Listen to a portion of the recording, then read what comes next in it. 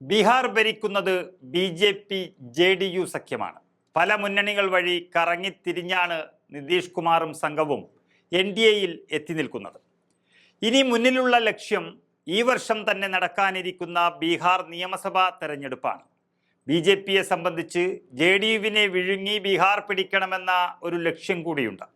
മഹാരാഷ്ട്രയിൽ ഏക്നാഥ് ഷിൻഡെയെ ഒപ്പം നിർത്തി ഭരണം പിടിക്കുകയും പിന്നീട് ഇക്കഴിഞ്ഞ നിയമസഭാ തെരഞ്ഞെടുപ്പിൽ ഷിൻഡെയുടെ ശിവസേനയെ വിഴുങ്ങി സർക്കാർ ഉണ്ടാക്കുകയും ചെയ്ത ബി.ജെ.പി.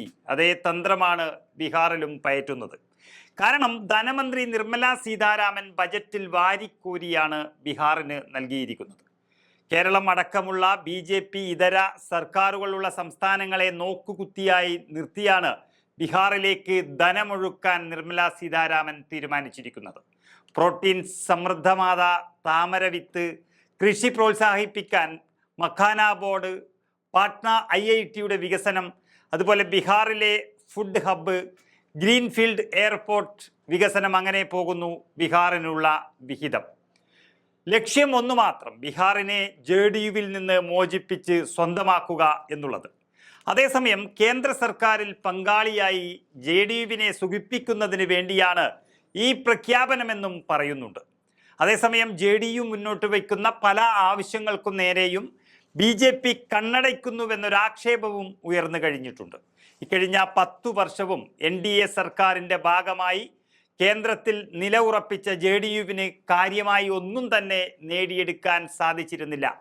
ഇനി മുന്നോട്ട് പോകുന്തോറും ബന്ധം കൂടുതൽ സങ്കീർണമാകും എന്നതുകൊണ്ട് തന്നെ ആവശ്യങ്ങൾക്കായി നല്ല സമ്മർദ്ദവും ആവശ്യമാണ്.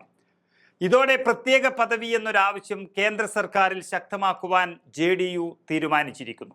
രാജ്യത്തെ ഏറ്റവും ദരിദ്ര സംസ്ഥാനമാണ് ബീഹാർ എന്ന് പറയുന്നത്. സംസ്ഥാനത്തിൻ്റെ സമഗ്ര വികസനത്തിനായി പ്രത്യേക പാക്കേജ് ആവശ്യമാണെന്ന് ജെ.ഡി.യു ആവശ്യപ്പെടുന്നുണ്ടെങ്കിലും ബി.ജെ.പി. സർക്കാർ അതിനെതിരെ അനുകൂല നിലപാടുകൾ സ്വീകരിച്ചിട്ടില്ല. 2011 മുതൽ ഈ ആവശ്യം ബീഹാർ ഉയർത്തുന്നുണ്ട്.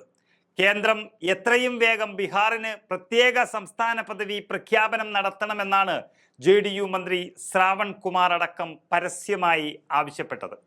എന്നാൽ ഫലമുണ്ടായില്ല എന്നാണ് ബജറ്റിൽ സൂചിപ്പിക്കുന്നത്. ദീർഘകാലമായി കേന്ദ്രത്തോട് ഇക്കാര്യം ബീഹാർ മുഖ്യമന്ത്രി നിതീഷ് കുമാറും ആവശ്യപ്പെട്ടുകൊണ്ടേയിരിക്കുന്നു.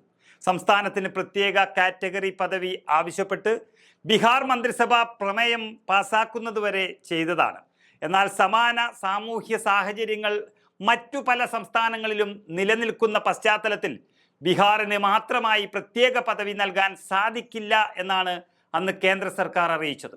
1969 5ാം ധനകാര്യ കമ്മീഷന്റെ ശുപാർശകളുടെ അടിസ്ഥാനത്തിലാണ് പ്രത്യേക വിഭാഗ പദവി നിലവിൽ വന്നത്.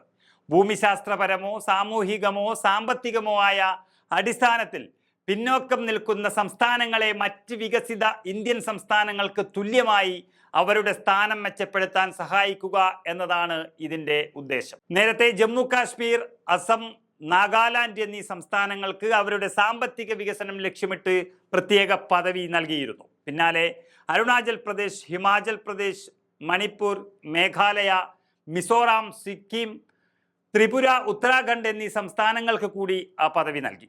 അങ്ങനെ 28 സംസ്ഥാനങ്ങളിൽ 11 സംസ്ഥാനത്തിനും പ്രത്യേക വിഭാഗ പദവിയുണ്ട്. ഈ പട്ടികയിൽ ഇടം പിടിക്കാൻ ഇനിയും ബീഹാർ കാത്തിരിക്കേണ്ടി വരുമെന്ന് പറയാതെ പറഞ്ഞിരിക്കുകയാണ് നിർമ്മല സീതാരാമൻ.